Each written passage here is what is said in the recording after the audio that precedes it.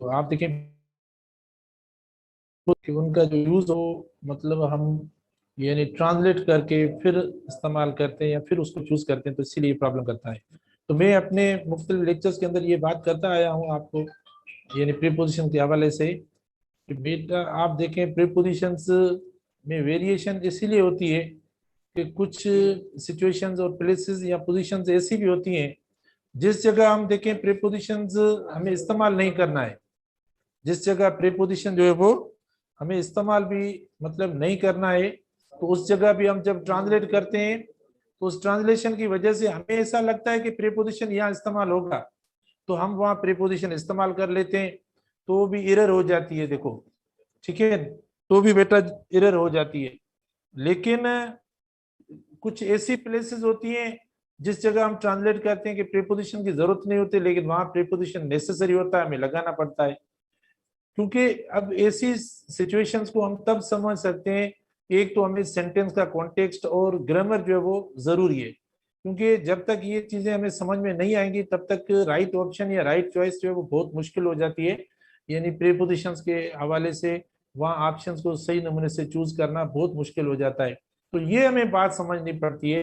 इसीलिए ये नहीं कहा जाता है कि सूटेबल प्रीपोजिशंस जो होते हैं वो अल्फाजों के साथ मतलब लगाने होते हैं। ऐसा नहीं है कि मिसाल के तौर पर भाई हमने तो प्रीपोजिशंस एट भी लिया, on, over, on to, upon, ये सारे अल्फाज अगर आप तर्जुमा करें अपनी लैंग्वेज के अंदर तो इनका मतलब तो एक जैसा आ रहा है। अब ये नहीं है कि अब हर जगह पर ये प्रीपोजिशन जो वो एक ही मर्जी पड़े इनमें से हम जो इस्तेमाल करें, ये नहीं है। देखो ये क्यों नहीं है, क्योंकि ये जुमले के कॉन्टेक्स्ट पे, मूवमेंट पे, डायरेक्शन पे, प्लेस पे, पोजीशन पे जो सेंस और नेचर ऑफ यूज होता है, देखो उस हिसाब से देखो उस प्रीपोजिशन को हम इस्तेमाल करते हैं। ये सबसे बड़ा फर्क होता है, तो इसीलिए इनकी प्रैक्टिस या इनकी स्टडी जो है वो बहुत जरूरी होती है। इसके साथ देखो इस बार मैंने टेस्ट के अंदर कॉम्प्रिहेंशन का पैसेज भी रखा है। बेटा कॉम्प्रिहेंशन का पैसेज इंपॉर्टेंट होता है, क्योंकि जो नॉन ग्रामेटिकल चीजें अगर हमें मिलती है तो हम आराम से स्कोर कर सकते हैं अपने टेस्ट के अंदर। ये नॉन ग्रामेटिकल है, देखो वो के भी नॉन ग्रामेटिकल है, पैराग्राफ जो हमें मिलता है वो भी नॉन ग्रामेटिकल आता है, अगर स्पेलिंग का क्वेश्चन है देखो वो भी नॉन ग्रामेटिकल है।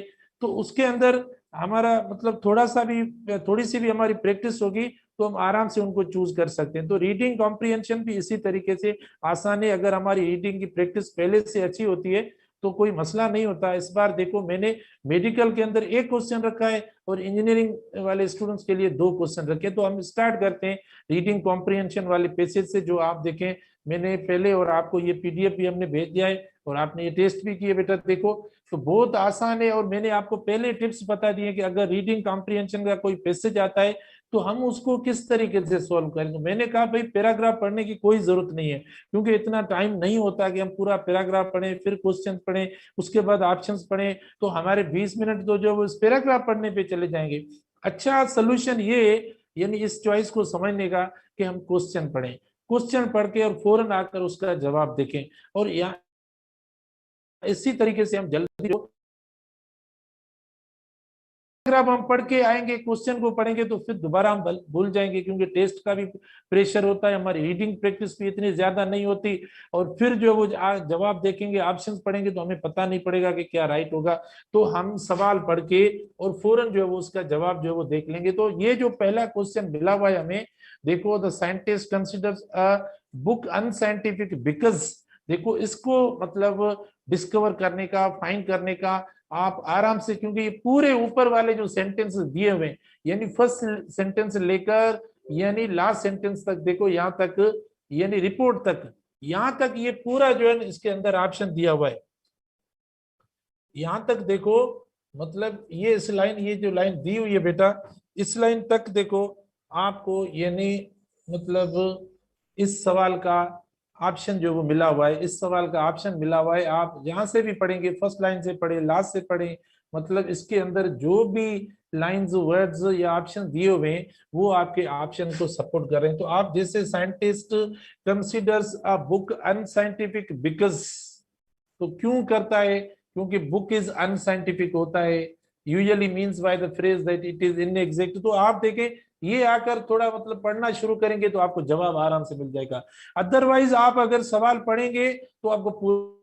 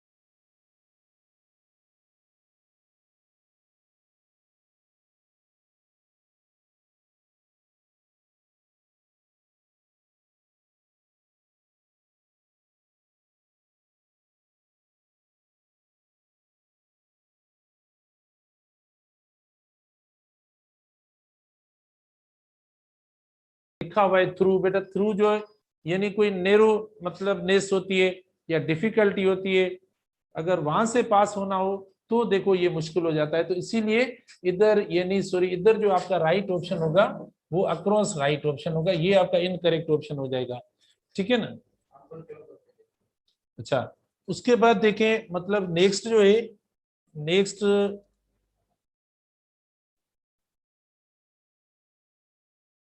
अच्छा 42 पे तो मुझे पड़ा। अच्छा अच्छी है। तो अब दोबारा मतलब कहते हैं कि सेटिंग कर दिए। हाँ तो ठीक है, तरतीब सही हुई है।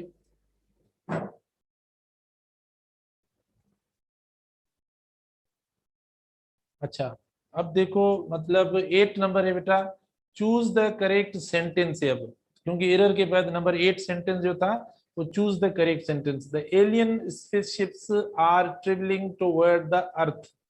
क्योंकि आप देखें डायरेक्शन की बात है, डेस्टिनेशन की बात नहीं है, तो इसीलिए इसके साथ जो राइट ऑप्शन हो रहा है वो देखें ए ऑप्शन राइट हो रहा है।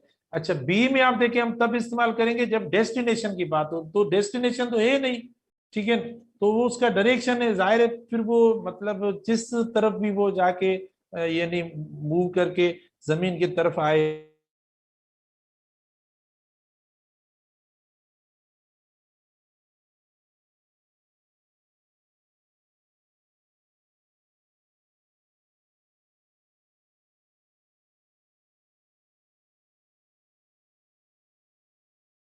इसमें ऐसा कुछ नहीं है, यानी जमीन के तरफ उसका सिर्फ डायरेक्शन है।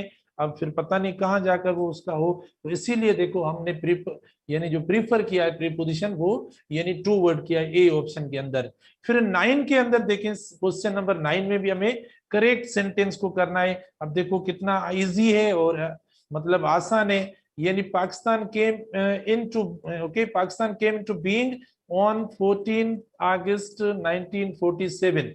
ठीक है, या ऑन अगस्त 14 1947 बेटा। अब देखें इसके अंदर बी जो है वो हमारा राइट ऑप्शन कौन सा बन रहा है, सी बन रहा है। ठीक है, राइट ऑप्शन कौन सा बन रहा है, सी ऑप्शन हमारा राइट बन रहा है। क्योंकि डेट वाला जो मामला है, डेट का देखो यानी मंथ और डेट दोनों साथ आए। जब मंथ और डेट जब एक साथ आते हैं, देखो हम प्रीपोजिशन कौन सा इस्तेमाल करेंगे, ऑन इस्तेमाल करेंगे। ठीक है ना बेटा, ऑन इस्तेमाल करेंगे। अब बाकी जो भी ऑप्शन है आप उनमें देखें, कहीं भी जो है वो अगर इन लिखा हुआ है तो डेट आ गई है, और 8 और 2 तो इस्तेमाल ही नहीं होंगे। तो इसके अंदर राइट ऑप्शन जो है वो सी आपका आ रहा है। उसके बाद 10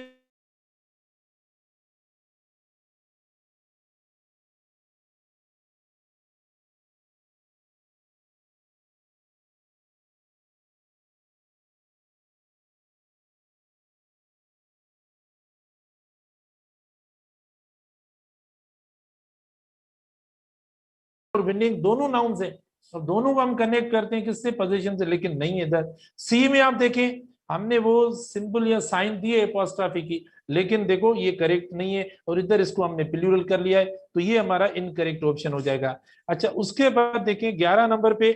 ठीक है ना बेटा, 11 नंबर पे आप देखें, 11 नंबर पे देखते हैं कि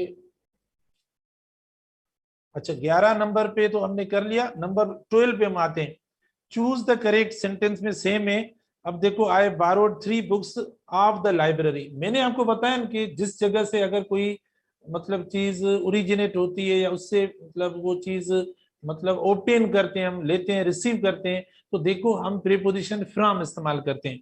कौन सा प्रीपोजिशन, फ्रॉम इस्तेमाल करते हैं। तो इनमें लिखा हुआ है देखो, of the library, with the library, across the library, लेकिन ऐसा नहीं है। और जो राइट ऑप्शन आपका होगा इधर डी हो रहा है, इसका राइट ऑप्शन बेटा डी डी हो रहा है। I borrowed 3 books from the library, not of the library with, क्योंकि ये सुटेबल नहीं है। एक नंबर सेकंड जो सबसे बड़ा रीजन देखो, बारो जो होता है ना बेटा, ये प्रीपोजिशन फ्रॉम कैरी करता है। बारो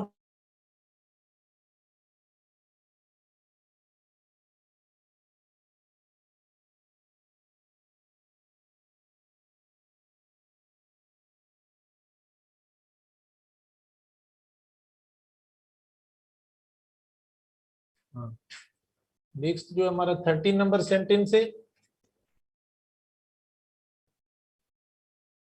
बेटा, इसमें भी देखो करेक्ट सेंटेंस जो प्रीपोजिशन के लिहाज से अभी है। अच्छा, तो आप देखें वही जो अभी लाइब्रेरी वाला सेंटेंस हमने पढ़ा उसके साथ जैसे हमने यानी प्रीपोजिशन इस्तेमाल किया, कौन सा?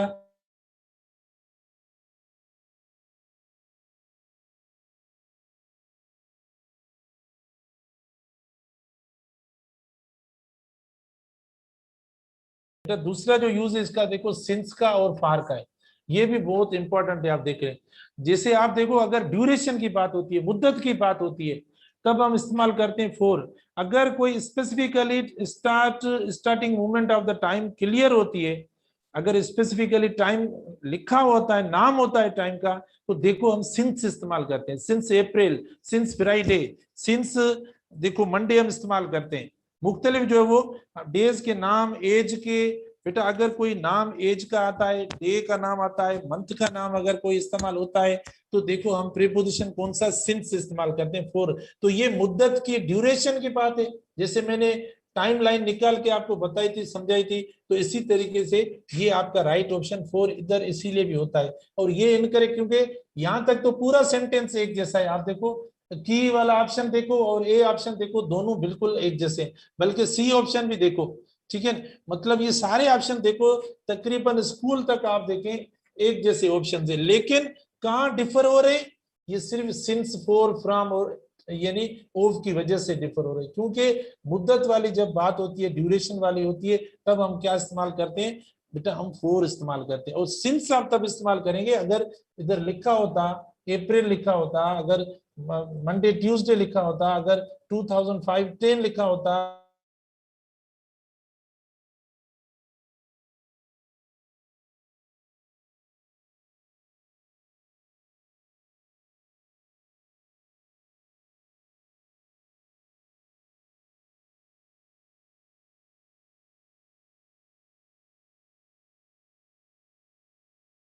उसके बाद 14 पे आते हैं बेटा, देखो she is going to the school to see her son's teacher in past of. ये बेटा अभी हमने डिस्कस किया है पोजीशन के लिए हम ये स्ट्रक्चर, इसमें देखो पोजीशन शो नहीं हो रहा, इसमें भी भले प्लूरल हुआ है, लेकिन लास्ट में भी हम पास्ट ऑफ इस्तेमाल करके पोजीशन तो शो करें, लेकिन देखो इधर भी कोई पोजीशन जो है वो शो नहीं हो रहा है। अच्छा, डी में देखो खाली हमने निशानी लिखी है, लेकिन पोजीशन वाली कोई मार्क नहीं है, तो ये इनकरेक्ट हो जाएगा। अच्छा, उसके बाद 15 नंबर पे आते हैं हम। सेंटेंस नंबर जो 15 है बेटा, आप देखें सेंटेंस नंबर 15 नंबर सेंटेंस आप देखें।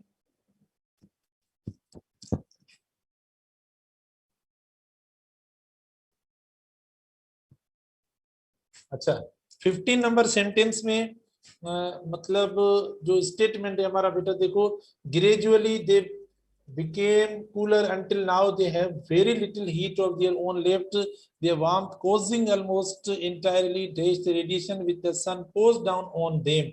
तो भाई सेंटेंस आपका बिल्कुल है, ठीक है, लॉन्ग सेंटेंस है। आप कहते हैं कि हमें इतने बड़े सेंटेंस ताकि हमारी प्रैक्टिस अच्छी हो जाए, ठीक है बेटा, है। लेकिन वही बात जो अभी हमने प्लेस वाली बात की, अगर जो चीज जिससे ताल्लुक रखती हो, बिलोंग करती हो, तो उसके साथ हम जो प्रीपोजिशन इस्तेमाल करते हैं वो हम फ्रॉम इस्तेमाल करते हैं, ठीक है। हालांकि बाय वगैरह दिया हुआ है, ऑन टू, ऑफ वगैरह दिया हुआ है, मैं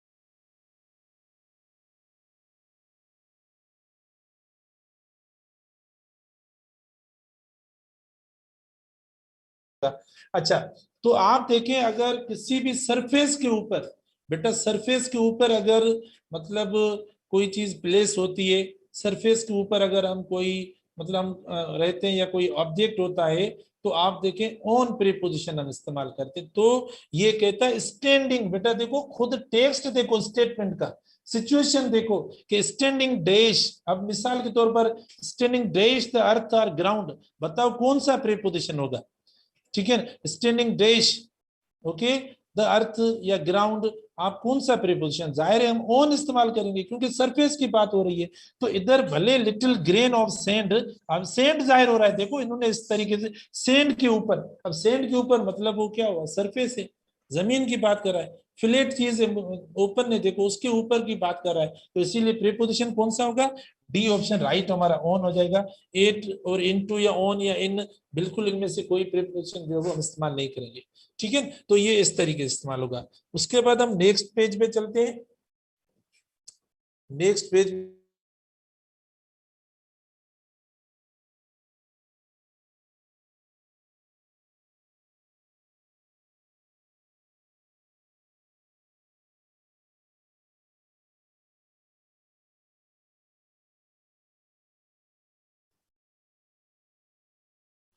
नेक्स्ट पेज 17 है।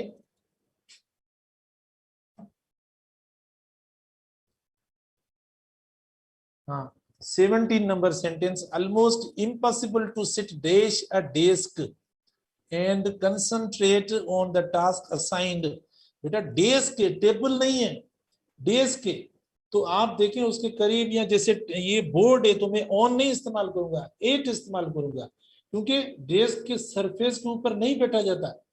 तो आप अगर सरफेस के ऊपर वाली बात होती तब आप प्रीपोजिशन ऑन इस्तेमाल करते, तो ये ऊपर की बात नहीं है, ठीक है। उसके करीब या नजदीक वाली बात है, तो करीब जब हम प्रीपोजिशन इस्तेमाल करते हैं तो आप बिसाइड इस्तेमाल करें, बाय इस्तेमाल करें, नियर इस्तेमाल करें, क्लोज इस्तेमाल करें, या एट इस्तेमाल करें। ये मुख्तलिफ जो वो प्रीपोजिशंस हैं जो इस कॉन्टेक्स्ट में इस्तेमाल होते हैं, तो इसीलिए इधर जो प्रीपोजिशन राइट हुआ है वो एट प्रीपोजिशन जो है वो राइट है, ठीक है, ऑन नहीं है। हाँ टेबल होता तो हम ऑन इस्तेमाल करते, लेकिन इधर कोई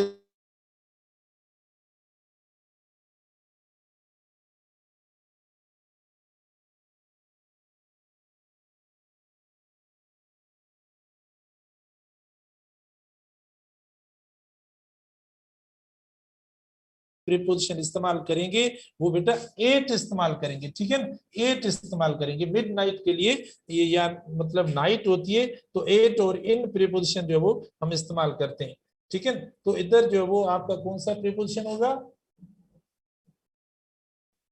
यानी एट आपने इस्तेमाल किया मिड नाइट के साथ। अच्छा उसके बाद देखो, यानी a big iron door stood open dash the side of the private room. तो इधर देखो इसके अंदर भी बेटा साइड है, साइड के लिए क्या इस्तेमाल करेंगे, क्योंकि ये स्पेसिफिक एक प्लेस है, तो उस प्लेस के लिए हम जो प्रीपोजिशन इस्तेमाल करेंगे वो एट इस्तेमाल करेंगे, मतलब एक पॉइंट या साइड की बात हो रही है ना, तो इसीलिए हम एट प्रीपोजिशन इस्तेमाल करेंगे। उसके बाद सेंटेंस नंबर देखो, सेंटेंस नंबर 20 नंबर सेंटेंस है। 20 नंबर सेंटेंस में आप देखो, यानी I know longer knew what I was doing,